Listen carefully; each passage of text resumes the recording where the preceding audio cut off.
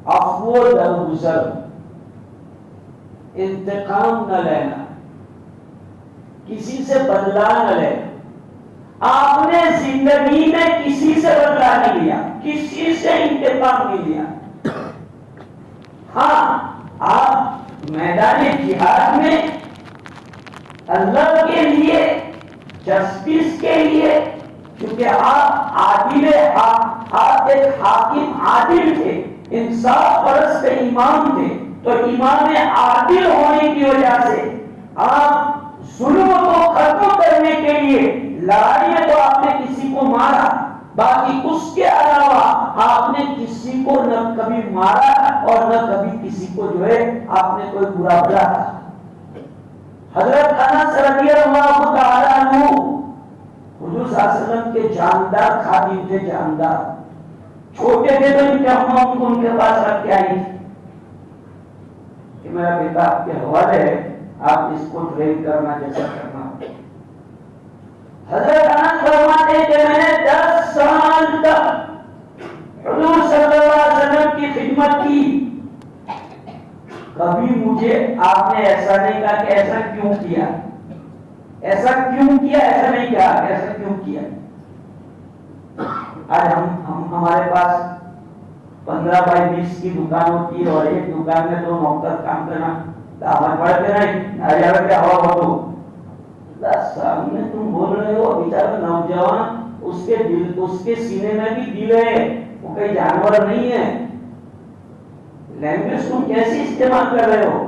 کیا تمہارے یہاں نوکری کر رہے ہیں تو وہ انسانیت سے نکل رہے ہیں؟ کبھی ایسا کسی کو ڈانٹو مت، وہ تو کچھ نہیں کرے گا، ابھی اس کی روزی کا مسئلہ ہے۔ امام، مؤذن، مدرس، کوئی بھی ہو، ہر ایک کو اپنا سوابھیمان اچھا ہے۔ کہتے ہیں کہ جانور کو بھی اپنا سوابھیمان پسند ہوتا ہے، ذرا دماغ کہتے کہ جانور ہونے پر سوابھیمان پسند ہوئی تھی۔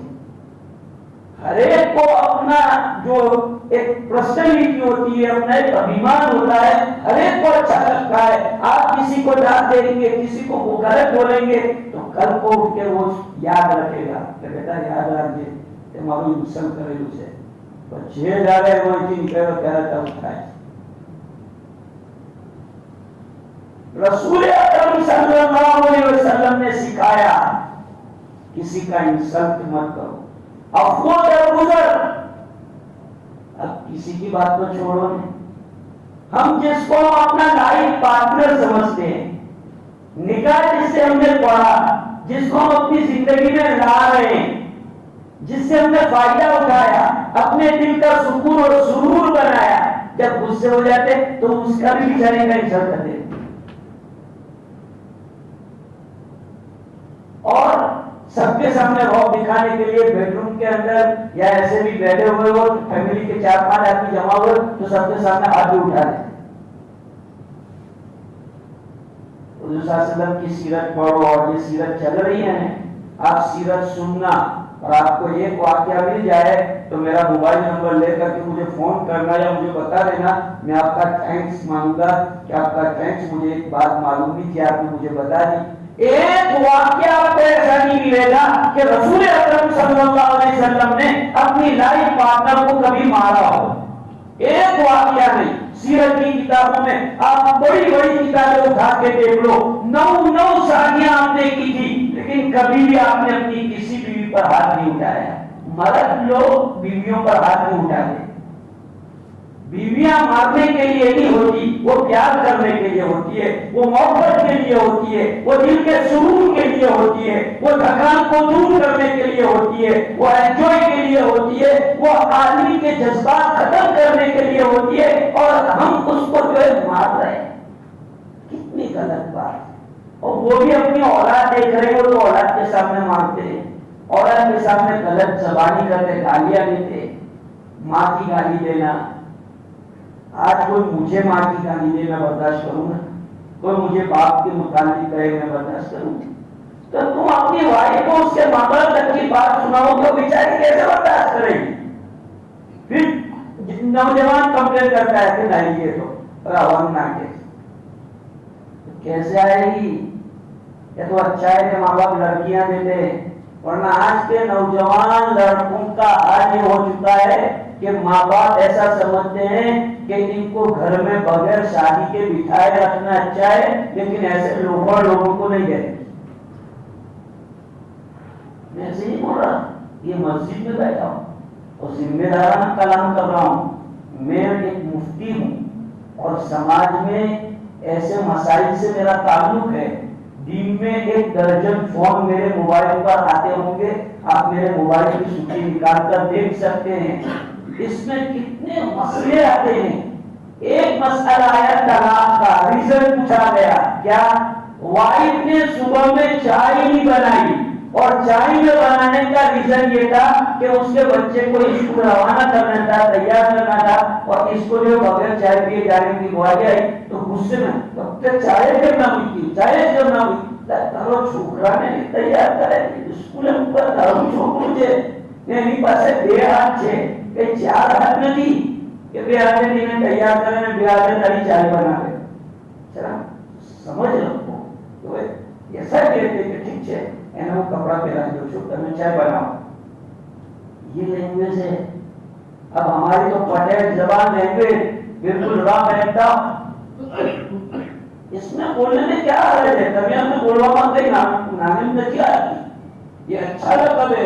शास्त्र इस तरफ ने हरिया को बुलाते थे, તમે એક કામ કરો, તમે ચાય મૂકી દો, એ પીવાનું છોકરાઓને કપડા બદલી દો।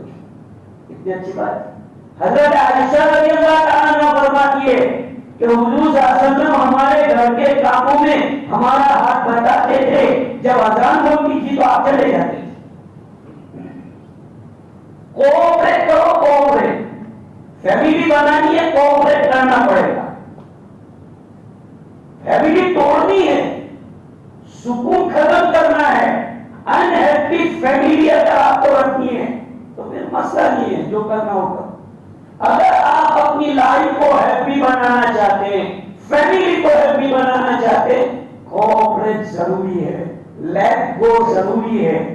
आप ये समझे कि नाम का दुई नाम एक हूं मराठी में ठायस ना, गलत। टीपू सुल्तान में तो मुझे ये गलत है। हमारा नौजवान कभी ना मुंह बिल्कुल ना ले, मैंने भी ये पसंद आदि बैठाए ना है, गलत है बेटा, ये तुम्हारा बोल बर्दाश्त करना पड़ेगा। दुनिया में आए हो, बगैर बर्दाश्त किए कोई दुनिया में रहेगा ही नहीं। 7 मुल्कों का मालिक होगा, हर इकलीम का बादशाह होगा, उसको भी बर्दाश्त तो करना ही पड़ेगा। दुनिया में आए हो, बर्दाश्त करके चलना पड़ेगा। रसूल अकरम सल्लल्लाहु अलैहि वसल्लम के अखलाक हसना में अफ़्व दरगुज़र आला नंबर पर है। अफ़्व दरगुज़र, अपनों से, गैरों से, हर एक से आपने अफ़्व दरगुज़र किया। फॉर एग्जाम्पल बुखारी शरीफ में ये वाक़या है, गौर से सुनना। थके तो नहीं है, सीरत का उम्र है माशाअल्लाह, हुजूर की मोहब्बत, रबीउल अव्वल का महीना, बात यही आती है। सेलिब्रिटी करनी हो तो हम लोग बहुत आगे, पर जहाँ काम करने की बात आए तो वहां मुश्किल हो जाता है। सेलिब्रिटी करो भाई, जुलूस में जाने तो 2 घंटे दे रहे, 5 घंटे दे रहे, और सीरत के नाम पर हुजूर की रियल मिलाद मनाने की है, रियल हुजूर की सीरत सुननी, तो वहां इंसान गफलत में आ जाता है, कोताही हो जाती है, थक जाता है, बोर हो जाता है, 1 घंटा कुर्बानी नहीं देख सकता। मैच देखती हो भारत पाकिस्तान की तो आदमी बिफोर टाइम जो है चला जाता है, और उस वक्त खाना पीना सब कुछ आगे पीछे, धंधा कारोबार सब कुछ आगे पीछे।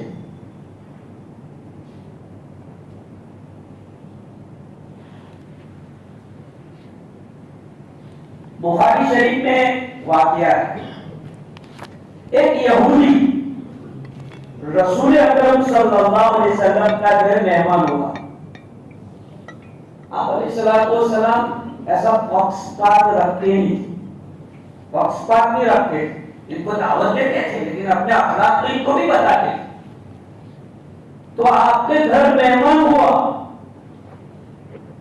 रात रुकने की बारी आ गई,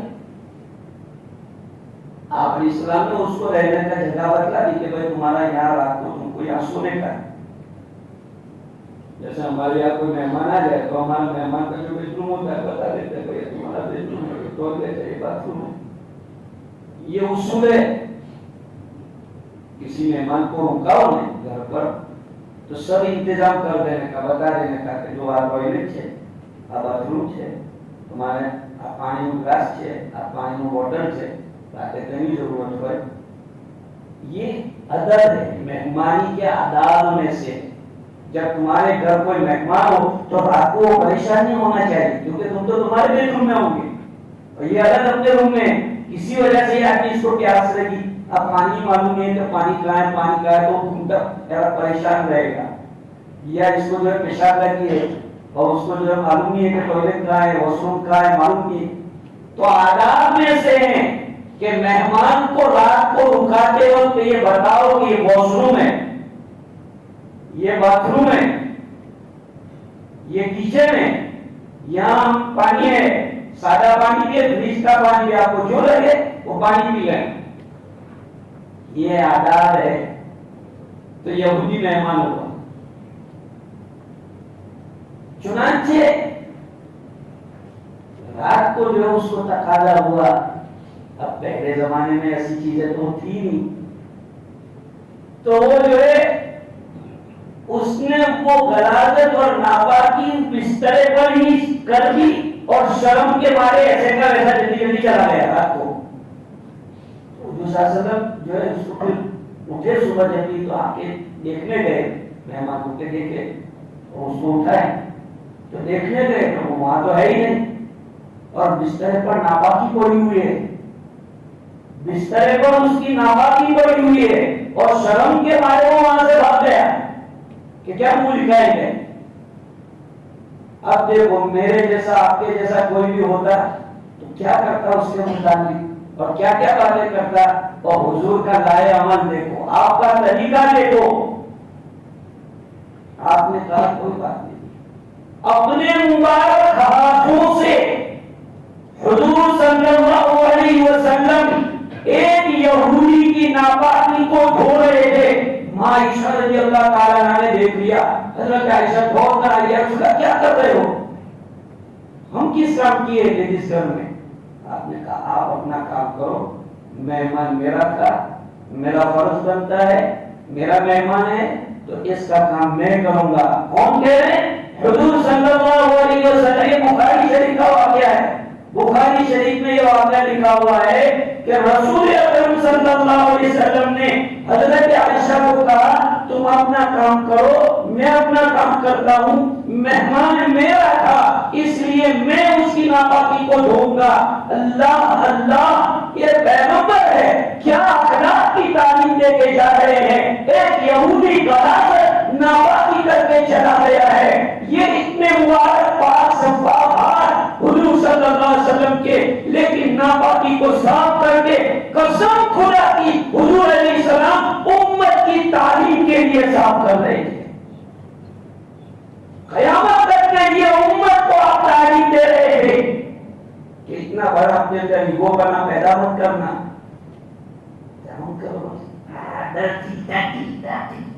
ایسا کرنے تھے میرے بھائیوں. یہ اخلاق حضور سکھائے ہم کو. افسوس ہے مجھے کا معاملہ انسانی تقاضا ہے. کبھی آدمی کنٹرول نہیں کر پاتا، پیشاب ہو جاتا ہے، ٹوائلٹ ہو جاتی ہے، کوئی مسئلہ نہیں. بڑی عمر کے لوگوں کو بھی ہو جاتا ہے، چھوٹی عمر کے لوگوں کو بھی ہوتا ہے. ارے کوئی انسانی فطرت کی تقاضا ہے، جو نیچرلی تقاضا ہوتا ہے جس میں ساری انسان محتاج ہوتے ہیں. اس کو معیوب نہیں سمجھنا چاہیے. جیسے کسی کو چھینک آ گئی، مجمع میں کسی کو چھینک آ گئی تو یہ نیچرلی چیز ہے. کوئی جان بوجھ کے کون چھینکتا ہے؟ یہ ایک نیچرلی چیز ہے جو آ جاتی ہے. کسی کا گیس پاس ہو گیا تو ایک نیچرلی چیز ہے. اس نیچرلی چیز پر ہنسی مذاق نہیں ہونی چاہیے اور اسے برا نہیں سمجھنا چاہیے. رسول اکرم صلی اللہ علیہ وسلم نے افور گزر کا یہ معاملہ فرمایا کہ ایک یہودی کی غلاظت کو اپنے ہاتھ سے صاف کیا. ازواج مطہرات نے جب کہ فرمائش کی کہ رسول اللہ ہم اس کو صاف کر دیتے ہیں. آپ نے فرمایا نہیں، مہمان میرا تھا، اس لیے میں خود اس کو انجام دوں گا۔ حضور علیہ السلام نے ارشاد فرمایا من کان یؤمن باللہ والیوم الآخر فلیکرم ضیفہ، جو اللہ اور آخرت کے دن پر ایمان رکھتا ہو چاہیے کہ اپنے مہمان کا اکرام کرے۔ آپ نے مہمان کا اکرام کر کے دکھایا کہ اس کو کہا جاتا ہے مہمان کا اکرام، کہ اگر کبھی ایسی نوبت آ جائے تو اس کا پردرشن نہ کیا جائے، اس کو ایشو نہ بنایا جائے، اس کو قوم میں بدنام نہ کیا جائے۔ آج اگر کسی سے ایسی باتیں ہو جاتی ہے تو اس کو بدنام کر دیا جاتا ہے۔ آپ علیہ السلام نے بات کو لیٹسٹ تک نہیں ہونے دی، صرف ان کے ازواج مطہرات کو پتہ چلا۔ تو بھائیو افسوس اور گزرتا یہ عالم کہ حضور علیہ السلام نماز پڑھ رہے ہیں، نماز کی حالت میں آپ کے کتب قبیلے کے لوگ، آپ کے پہچان والے آپ کی کمر کے اوپر اوجھڑی ڈالتے، آپ نے انتقام لی۔ قسم خدائے پاک کی جو لوگ لے گئے اسلام تلوار سے پھیلا ہے وہ سفید جھوٹ بول رہے ہیں۔ آج میں گیرنٹی کے ساتھ کہہ رہا ہوں، یہ مسجد میں بیٹھا ہوا ہوں، آپ کسی بھی اسکالر کو پوچھ لو، سیرت کی کتابیں کو اٹھا لو اور کوئی بھی پی ایچ ڈی کیے ہوئے کا مقالہ پڑھ لو، آپ کچھ بھی کر لو، ایک ایگزامپل میرے سامنے لاؤ کہ حضور صلی اللہ علیہ وسلم نے اپنے مکی دور میں آپ نے تلوار اٹھائی ہو، ایک مثال دیکھے گا، ایک مثال۔ مکہ میں آپ نے تلوار نہیں اٹھائی، کسی کو آپ نے ڈیفینس بھی نہیں کیا۔ ڈیفینس میں تو اجازت ہے، لیکن ڈیفینس میں بھی آپ نے تلوار نہیں اٹھائے۔ حضرت عمر کے پاس تلوار تھی کہ حضور کے پاس تلوار تھی؟ جب اسلام قبول کرنے آئے تلوار کس کے ہاتھ میں؟ تلوار حضرت عمر کے ہاتھ میں تھی، سامنے تلوار دیا تو تم نہیں تھا۔ حضرت ابو ذر غفاری اسلام قبول کرنے آئے تو کہاں حضور نے اوپر تلوار چلائی؟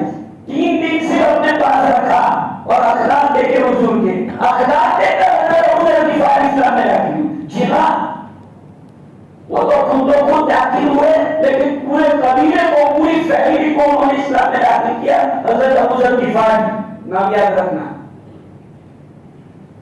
مکہ کی زندگی کے واقعات لوگ کہتے ہیں کہ تلوار سے اسلام پھیلا، تلوار سے اسلام پھیلا۔ جی ہاں، تلوار سے اسلام پھیلا، لیکن کون سی تلوار سے؟ اخلاق کی تلوار سے اسلام پھیلا ہے، اخلاق کی تلوار سے۔ محمد عربی صلی اللہ علیہ وسلم کے اخلاق کو جس نے دیکھا وہ آپ کا دیوانہ بن گیا۔ میرے پاس وقت نہیں ہے ورنہ میں آپ کو مثالیں دے کر دکھاتا، 1 درجن مثالیں قسم خدا کی ایک کرسی پر بیٹھ کر میں آپ کو بتا سکتا ہوں کہ دیکھیں حضور کے اخلاق سے اس نے اسلام قبول کیا۔ تلوار کا تو کوئی سوال ہی نہیں۔ ایک واقعہ مشکات شریف میں ایک روایت ہے، بخاری شریف میں یہ روایت ہے، تمام حدیث کی کتابوں میں یہ واقعہ ہے۔ ثمامہ بن عثال اپنے قبیلے کا سردنا اور سردار تھا، صحابہ کے ہاتھ آ گیا، صحابہ پکڑ کے لے آئے اور مسجد نبوی کے ستون کے ساتھ اس کو باندھ دیا۔ آج ہم سب جانتے ہیں کہ قیدیوں کے ساتھ لوگ کیا کیا سلوک کرتے ہیں، ان کے ساتھ کیسا ویوہار کیا جاتا ہے۔ ثمامہ کے پاس حضور صلی اللہ علیہ وسلم آئے کہ ثمامہ ہم تمہارے ساتھ کیا سلوک کریں؟ کیا کہا؟ ہم تمہارے ساتھ کیا سلوک کریں؟ وہ بڑا آدمی تھا، لیڈر تھا اپنی قوم کا۔ اس نے جواب دیا ان قتل کا، اگر آپ قتل کرتے ہیں تو ایک ایسے آدمی کو قتل کرتے ہیں جو واجب القتل ہے، یعنی جو قتل کے لائق ہے، اس کی سزا ہی قتل کرنا ہے۔ کیونکہ وہ پکڑا گیا تھا جنگ میں، اور جنگ میں پکڑے جانے والے کو قتل کیا جاتا ہے. تو کہا کہ اگر آپ قتل کریں تو ایک ایسے آدمی کو قتل کریں گے جو واجب القتل ہے، اور اگر آپ معاف کریں تو ایک ایسے آدمی کو معاف کریں گے جو آپ کا قدردان رہے گا، آپ کے احسان کو یاد رکھے گا، کبھی آپ کا احسان نہیں بھولوں گا. یہ کہہ کر چلے. آپ نے اس کی بات سنی، آپ چلے. دوسرا دن ہوا تو دوسرے دن کیا آپ نے کہا، دیکھو تلوار نہیں چل رہی ہے، آپ بابا نے بہت لوگوں میڈیا کو بھارت کے میڈیا کو بہت بدماش گولی میڈیا ہے، گولی میڈیا کے عاشق میں ہو جاؤ، اور گولی میڈیا کی بات کو آپ سمجھتے ہو کہ جیسے عرش بری سے وہی آ رہی ہو. نارا میں موبائل پہ ہو گئی، نارا یوٹیوب پر آئے ہوں. تو بیٹا یوٹیوب کا عرش کی بات ہے، اور میڈیا جو ہے روبی کا کیا بولے گی تو کہ عرش کی بات بول رہی ہے، وہ ارنا کشپ بولے گی تو کہ وہ عرش کی بات بول رہی ہے. نارا نہ میں دوسرا ہوئے انہیں میڈیا پر اتنا فریدہ نہیں ہونے کا. ٹھیک ہے آپ جانکاری کے لیے میڈیا استعمال کرتے ہیں، نو پرابلم، لیکن آمنا و صدقنا جو بات میڈیا پر آئے بس آنکھ بند کر کے اس کو ایکسپٹ یہ نہیں. تحقیق کرو، تحقیق تو قرآن نے بتایا ہے کہ بات کی تحقیق کرنا ہے. تو دوسرا دن ہوا، آپ نے یہی سوال کیا کہ سماما تمہارے ساتھ کیا شروع کیا جائے، مار دیا جائے کہ چھوڑ دیا جائے. وہی جواب انہوں نے دہرایا کہ آپ قتل کریں تو میں تو قتل کا مستحق ہوں، اور اگر آپ چھوڑ دیں گے تو آپ کا یہ احسان میں کبھی نہیں بھولوں گا. یہ لوگ ایسے تھے، کافر تھے، مشرک تھے، لیکن کبھی بھی اپنے اوپر احسان کرنے والے کو کبھی نہیں بھولتے کہ اس نے میرے ساتھ احسان کیا ہے. وہ زندگی بھر یاد رکھتے بلکہ اولاد کو بتا کے جاتے کہ اس نے میرے ساتھ احسان. اور آج ہم احسان کرنے والے کو ہی پہلے نقصان پہنچاتے، جتنے بھی احسان کیا ہو تو اس کا ریئیکشن یہ کرتے ہیں کہ اس کو نقصان پہنچاتے. کیسا کرتے. تیسرا دن ہوا، حضور صلی اللہ علیہ وسلم نے جو ہے پھر وہ بات کہی. آپ صلی اللہ علیہ وسلم نے جو ہے تیسرے دن اس کو چھوڑ دیا، اس کو چھوڑ دیا، چلا گیا. مدینہ سے دور جھاڑیوں میں وہ چلا گیا، اور جھاڑیوں میں سے گھسل کر کے کپڑے بدل کے واپس آیا مسجد نبوی میں اور کہا یا رسول اللہ مجھے کلمہ پڑھا کے اسلام میں داخل کرو. سنو غور سے سنو، ربیع الاول کا مہینہ ہے، حضور کی سیرت بیان ہو رہی ہے. یہ کوئی موویاں نہیں چل رہی ہے، کوئی اسٹوری نہیں ہے، کوئی ڈرامہ نہیں ہے. میرے بھائیوں ہمارا پل پل ثواب لکھا جا رہا ہے، پل پل حضور کی صحبت میں جا رہا ہے. سمجھو کہ مانوی طور پر ہم حضور کی مجلس میں بیٹھے ہیں. مسجد نبوی میں آئے ہو کپڑے بدل کر. حضور صلی اللہ علیہ وسلم نے کہا بھائی سماما ایسا کیسا، 3 دن تک تم ہمارے پاس رہے، تم نے جو ہے اسلام قبول نہیں کیا. وہ بھی لوگ پھکے تھے کہ رسول اللہ اگر میں اس وقت کلمہ پڑھتا تو ایسی دنیا تک یہ کہا جاتا کہ تلوار کے خوف سے اسلام قبول کر لیا. میں دنیا کو سبق دینا چاہتا تھا کہ محمد عربی وہ نہیں ہے جو لوگوں کو تلوار کے زور پر کلمہ پڑھاتے ہوں، اس لیے میں تو آپ کی قید سے چھوٹ گیا تھا. اب میں اپنی نیت سے اپنے ارادے سے آپ کے پاس آ کے اسلام قبول کر رہا ہوں، یا رسول اللہ مجھے اسلام میں داخل کر دیجیے. سمامہ ابن عثال نام ہے، حدیث کی کتابوں میں ہے. بتاؤ کون سی تلوار چلی اس پر؟ یہ ہے افمود الرسل، یہ آپ کا سلوک دشمنوں کے ساتھ کہ دشمن سے ہو جاتا تھا. ابھی قاضی صاحب نے جو آیت تلاوت کی تھی نا، ادفع باللتی ہی احسن، اچھے طریقے سے آدمی کو برائی کا جواب برا ہے دنیا میں بہت آسان ہے. لوگ کہتے ہیں کہ جیسے کا کیسا، جیسے کا کیسا تو ہر کوئی کرتا ہے نا. حضور فرمائے حضرت خدیجہ کبریٰ رضی اللہ تعالیٰ عنہا نے کیا کہا، واعف عمن ظلم. کیا آپ کا خلق، آپ کے اخلاق تو یہ ہے کہ جو آپ کو سزا کا ہے آپ اس کو معاف کر دیتے.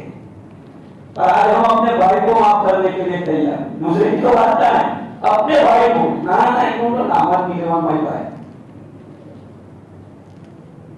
کیا نہ انہوں مارتا نامت کی جوان حتیٰ کہ سالے کے ساتھ بگڑ رہی ہو اور ہوتا رہے ہو تو خبر دیا کہاں مومائن بولا ہے تم لوگ ہوتے ہو انہیں بتا خبر دیا کہ کہاں مومائن کہا بالکل نہیں بولا ہوا کاکا نے بالکل نہیں بولا ہوا چھوٹے بچوں کو تم بتا رہے ہو اگر تمہاری انپڑھ ہے تو بھی تم کو کہنا چاہیے جو میرا تارا کاکا کیوں ہے کہا موٹا با کیوں ہے تارے اللہ تعالیٰ ہمیں موٹا سے ہماری لڑائی ہے پر تارا تو کاکا کیوں ہے تارا پانا نہ جائے جو بول رہا پسو کرو تو ڈھول باری یہ اولاد کو کہو تربیت یہ ہے سکے بھائی سے نہیں بنے ہو کیا خبردار کی گھر بالکل بھی جواب دیتے نہیں اتنے نہیں وہ نہ بولوا میں لاؤں کہیں نہیں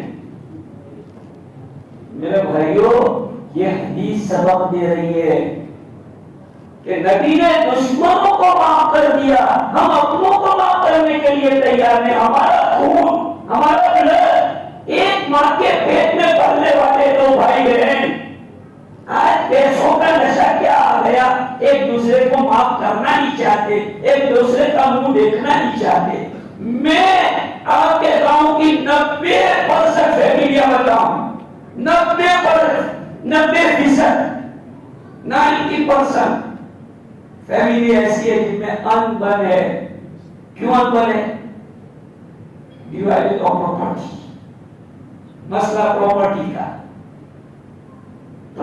کا مسئلہ آیا بہن بھائی سے الگ بھائی بہن سے الگ چاچا سے الگ ماموں سے الگ دادا سے الگ نانی سے الگ بھائی کیوں ایسا جب نبی کا کلمہ پڑھا مفتی کو بٹھاؤ خلاص مفتی صاحب کہتے فائنل بھائی فائنل مفتی ہے بس جس فائنل یہ ایمان ایمان کیوں ہے سمجھو ایمان اس کو کہتے ہیں میٹنگ بیٹھے یہ جذبہ لے کے بیٹھو کہ مفتی صاحب کہتے ہو جو ابھی ہو تو تمہارا ایمان ہے مفتی صاحب کہے کہ بھائی مفتی صاحب قرآن حدیث کی روشنی میں جو فرما دیں گے اہنے جو نمانیس بس خلاص تو تمہارا ایمان کرو چھے کہ میں رکھو روانا داراما سچا چھو ٹائم زیادہ ہو جائے گا اس لئے میں اسی پر اپنی باتیں ختم کرتا ہوں کہ اللہ پاک نے ہم کو جو ہے ربیع الاول کا مہینہ دیا اس عنوان سے حضور کی زندگیاں سامنے آتی ہے اور اخلاق کے عنوان سے میں نے آپ کے سامنے کچھ باتیں بتائی اللہ پاک مجھے اور آپ کو امت مسلمہ کو نبی کا کردار اپنانے کی توفیق عطا فرمائے میرے بھائیوں ہماری کمی ہے ہمارے نوجوانوں کی کمی ہے کہ نبی کے کردار کو ہم ہائی لائٹ نہیں کرتے نبی کا کردار لوگوں کے سامنے لاتے نہیں ہیں نبی کا کردار اپنے فرینڈ سرکل میں لاؤ اپنی گفتگو میں لاؤ اپنا کلچر نبی جیسا کلچر بناؤ ہمارے پاس اپنا ایک پرسنل کلچر ہے کہ ہم کیوں غیر کے کلچر سے مروب ہو جاتے ہیں کیوں ہم اس کی للچائی ہوئی نگاہ سے دیکھتے ہیں کہ بھائی یہ کلچر ہے اپنا کلچر اپناؤ اور اپنے کلچر پر مضبوطی سے رہو اور اللہ کے رسول صلی اللہ علیہ وسلم نے جو اخلاق سکھائے ایک ایک کر کے دھیرے دھیرے کر کے ایسا نہیں کہتا کہ وہ کل سے تمہارے اندر سارے اخلاق آ جانے چاہیے تھوڑے تھوڑے کر کے اخلاق پیدا کرو انشاءاللہ اللہ تعالیٰ نے توفیق دی اور موقع دیا تو دوسرے موقع پر انشاءاللہ گفتگو کی جائے گی آج کی مجلس یہی ختم کی جاتی ہے اللہ پاک اس پروگرام کو قبول فرمائے اس پروگرام کو منعقد کرنے والے تمام حضرات کو قبول فرمائے شرکت کرنے والے بھائی جو نوجوان بھائی ہیں بڑی عمر کے بھائی ہیں آپ حضرات کا آنا اللہ قبول فرمائے نبی کی محبت میں آپ تشریف لائے بیٹھنا قبول فرمائے اور آپ علیہ السلام کی شفاعت کا ذریعہ بنائیں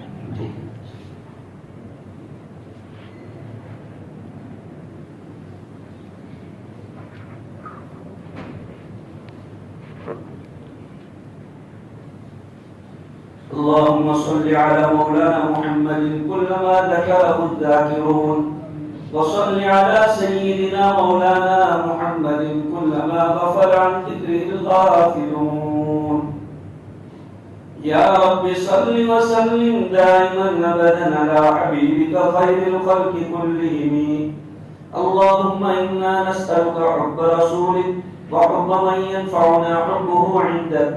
اللهم لا تجعل الدنيا أكبر همنا ولا مبلغ علمنا ولا غاية رغبتنا ولا تسلط علينا من لا يرحمنا ولا يخافك فينا يا أرحم الراحمين.